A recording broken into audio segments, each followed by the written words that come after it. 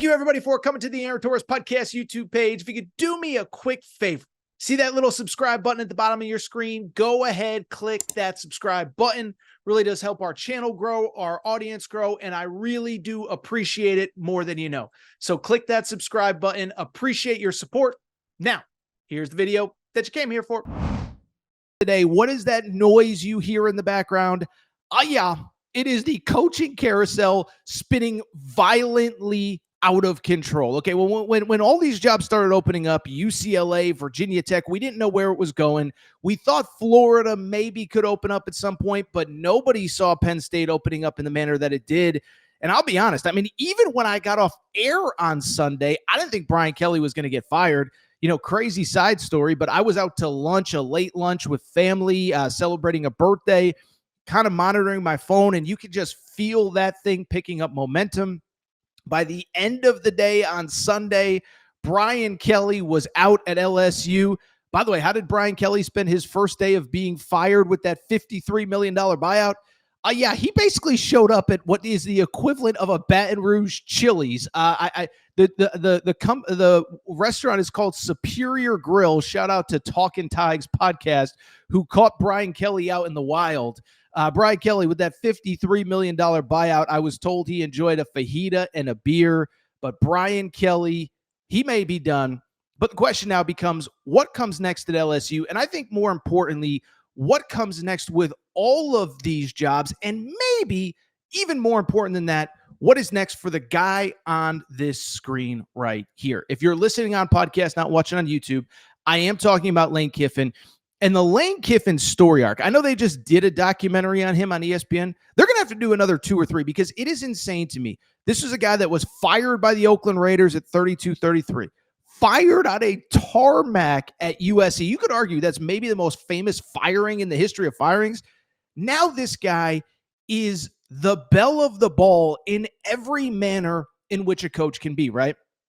He is on the verge of leading Ole Miss to the college football playoff. He is, I think you can say, listen, I'm not a Ole Miss football historian. He's maybe the best coach they've already ever had, and he's only in year 5, year 6, whatever. But we also know that he is the number 1 candidate at Florida, that he makes a lot of sense for Florida. And also now with LSU open, you got to assume he is the number 1 candidate for LSU as well.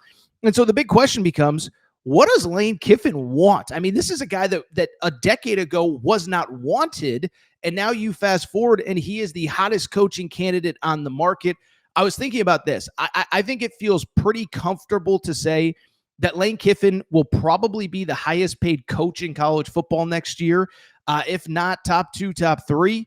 I think the question just becomes where. Does he get a massive raise at Ole Miss, or does he use Florida and LSU to get him that raise, or does he just take the Florida or LSU jobs? So it's fascinating. By the way, I mean, he could choose Penn State. He could choose whatever. I don't know where he would end up, but I'm just saying wherever he ends up, I think he is going to be the highest paid coach in college football. With that said, did think we got a little bit of semi-interesting insight into Lane Kiffin's future on Monday, and he joined the Pat McAfee show. And I thought it was interesting because I could be wrong on this, and Ole Miss fans, correct me in the chat, correct me in the comment section, put Torres in his place, okay? I don't remember Kiffin doing a ton of media during the season, and I know McAfee has good relationships with all these guys, but I've seen Matt Rule on McAfee a bunch. I've seen Kurt Cignetti on McAfee a bunch. I don't know that I've seen Lane Kiffin on a bunch, okay? And so the interview kind of was intriguing to me. And I think it came at an intriguing time where Lane Kiffin's name is pretty much everywhere. And so I perceived it as Lane Kiffin is going on, 1, because he's excited about his football team, but 2, to set the record straight on what he is looking for next season, whether it is, another job at Ole Miss, whatever. So he went on McAfee, very interesting interview, but there was one soundbite that did make the rounds on social media. It was Pat McAfee kind of asking about raises and this and that. And Lane Kiffin with some very interesting comments on what he is and is not looking for from his employer. Play the sound, Matt. Pat said there, just so you know, because you haven't known me very long, Pat. I've never made a decision based off of money, nor will I. And Love that. For a lot of people, they're just like, well, money and it does this and does that. I've seen too many examples in life where money does not buy happiness. So I am never going to make a decision off of money, nor do I care about it. And it's good to have. Jimmy Sexton gets really mad when I say that. He's got enough. We got to get this. We got to get this. And I'm like, Jimmy, I don't care. And he goes, I do. He said, that's why I'm here. Of course. That is why I'm here. Funny comments from Lane Kiffin saying, I've never made a decision about money and I never will. And of course, Jimmy Sexton, his agent, says, well, you should. I'm here to get you the most money you possibly can. Now, I think it's worth noting because I saw some pushback on this interview. And I do think there is a note on this. One, money doesn't buy happiness, all that. But two, there is a note about what I just said. Maybe money doesn't matter to Lane Kiffin because he knows no matter where he is going, he is going to get paid. So, if he was I can't think of a school, but if he was the Boston College coach, right, and he was having this success, I do think there is a threshold that an LSU, Florida, and Ole Miss, whatever, could offer that Boston College couldn't match.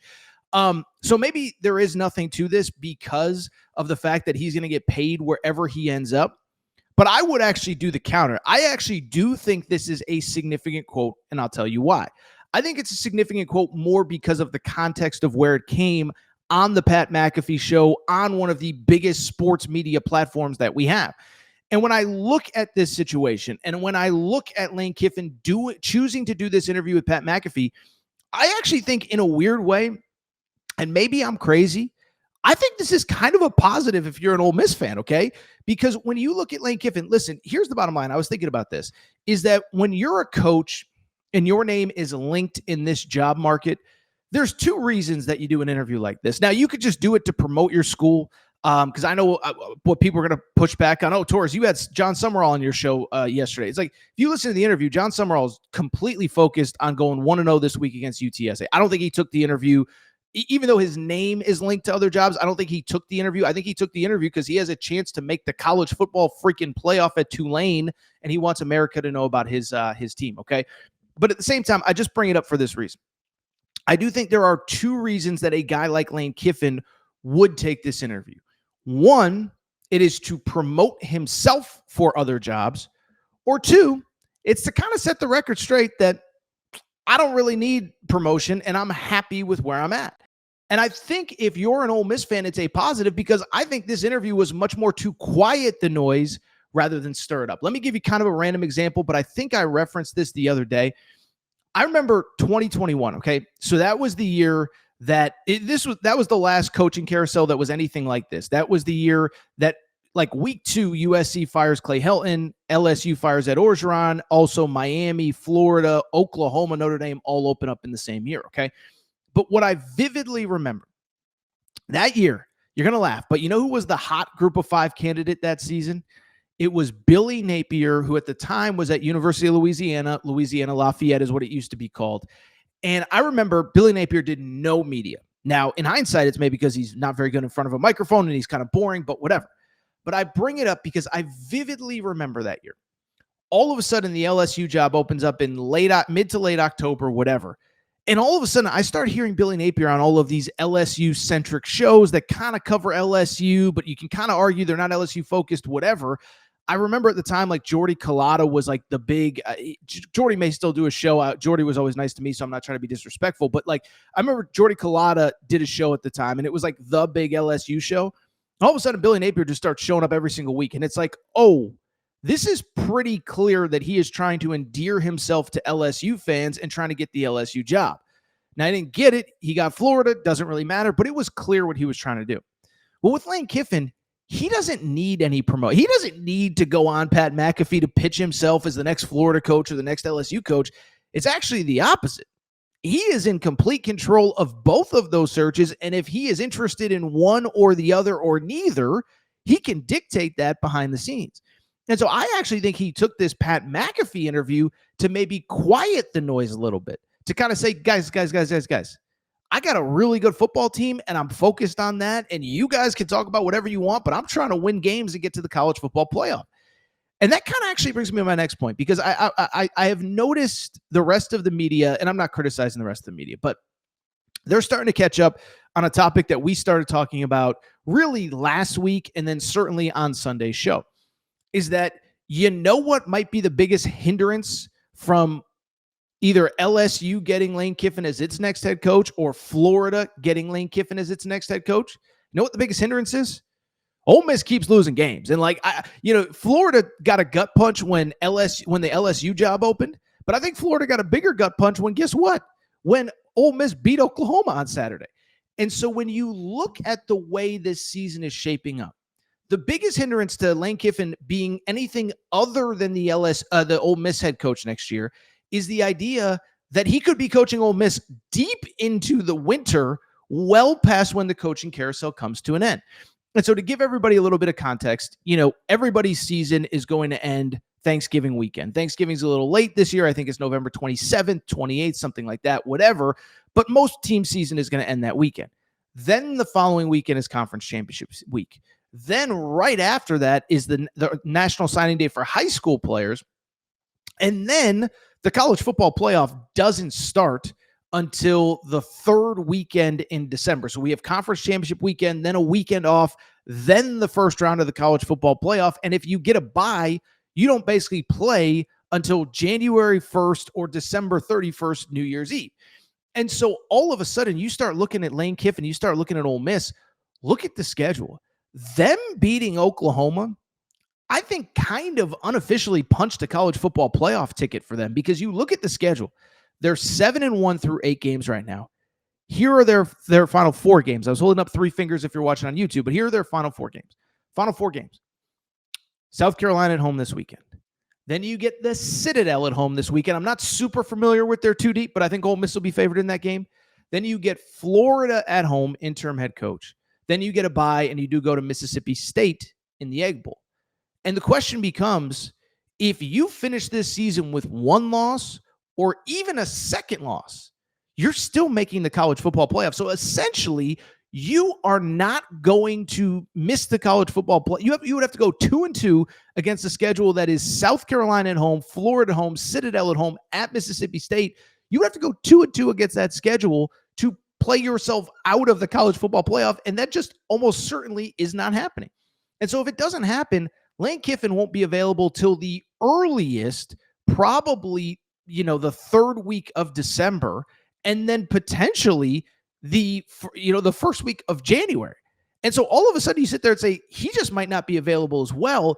And I've seen, like I said, a bunch of media finally talking about this. I saw Dan Wetzel do an article early on Tuesday, but I thought the way it was articulated best. I swear to God, this guy, John Talty, if you watch this show, bro, I owe you some commission on this show. What do they call it? Residuals? Like when Friends plays, Jennifer Aniston gets a check for whatever. John Talty deserves a check, deserves residuals, because I reference his work a lot. But he's doing great work at CBS Sports. Call me John Talty. Call me baby. And he did a big article about this whole situation on Monday. This part really caught my attention, really framing, I thought, pretty well what I'm talking about. Matt, you can pop it up. Okay. So this is John Talty, CBS, says, would a program like Florida or LSU be willing to wait until after a coach is done with the college football playoff? No school was willing to do it a year ago, and there is considerable skepticism from industry sources CBS Sports has talked to that any school would want to unless it's truly unavoidable. High-profile coaching hires are already stressful affairs with a lot of proverbial cooks trying to get into the kitchen to sway a decision. This continues. Now, imagine the pressure an athletic director would be under trying to manage boosters, university decision makers, and reporters for more than a month after the regular season ends. And unless you are absolutely confident that your target is coming no matter what, you'd risk missing out on other top candidates in what is going to be a feeding frenzy for a candidate pool that doesn't seem capable of supporting all the jobs that will come open. That was via John Talty, again, CBS Sports. Beautifully articulated, because that is the game. It's going to, if you want Lane Kiffin, and if he makes the college football playoff, it is a crazy game of Russian roulette that you have to play if you think you can actually get him. Is that, again, your season is going to end around Thanksgiving. You now have to wait until probably a month after your regular season ends to even talk to Lane Kiffin because he's going to be busy coaching his team. And so, John Talty lays it out well, is there's two huge variables that come into play there. One is that you're going to miss out on everybody else, right? So let's just say you're Florida, okay? And I think I don't think Marcus Freeman's really a candidate. So let's say Marcus Freeman isn't a candidate. I think we all kind of think Lane Kiffin and Eli Drinkwitz are, Lane Kiffin maybe, Eli Drinkwitz probably would take the job. And we can debate whether Eli Drinkwitz is the right candidate or not. I'm not here to debate how he would do at Florida. But if you try and wait on Lane Kiffin until the middle of December, Eli Drinkwitz is not waiting for Lane Kiffin to say no. Eli Drinkwitz is going to either A, take another job, maybe Penn State, maybe somewhere else, or B, use these openings to leverage Missouri for a lot more money than he's already making. And so I'm just using Eli Drinkwitz as an example. Maybe he's super happy at Missouri and maybe he signs a contract extension before the end of the show. I don't know. But what I'm just saying is you basically put yourself in position to get nobody if you wait on Lane Kiffin. And then I thought the other interesting point on John Talty is imagine being an AD and having to fight off, forget the boosters, just reporters. You don't think that thing's going to leak? You don't think you're going to get questions everywhere you go? You think in a place like Baton Rouge in Florida or Gainesville, they're not going to stake out your house and try to figure out what the heck is going on? It's December 11th and we don't have a head coach. And so this is going to be a fascinating thing. And I'll be honest, everybody talks about, would Lane Kiffin prefer LSU over Florida? I don't know if it's going to come down to that. I just don't think you can wait until December 22nd, 23rd, 24th to hire a head football coach. Now, the counter to that is that if LSU or Florida doesn't have a head coach by December 12th, 13th, 14th, 15th, and Ole Miss is in the playoff, then you got to feel pretty good that Lane Kiffin has verbally kind of quietly behind the scenes agreed to be the next head coach, right? Because I don't think a school can wait. But if it goes super quiet and there is no candidate that's coming to the forefront, then that probably means they've agreed to something behind the scenes with Lane Kiffin. So will it happen? I don't know. None of us do. I don't even think Lane Kiffin knows right now. But what I will say is if he does down the back half of the stretch what we all think he's going to do, I don't think Florida and LSU can wait. I just don't. But then again, like I said, the SEC championship game, I believe, is December 6th. Not only SEC, but all of the conference championship games. Assuming Ole Miss makes the playoff, which I think they will, the bracket will come out December 7th. If LSU, if Florida, if whoever doesn't have a coach in place by December 9th, 10th, whatever, I think it's safe to say they feel pretty good about getting Lane Kiffin. I just don't know that you can wait without a guarantee. And I don't know how you get a guarantee when this guy is coaching a potential playoff team. So absolutely fascinating. Pay attention to that because there is going to be a lot of moving parts in that conversation.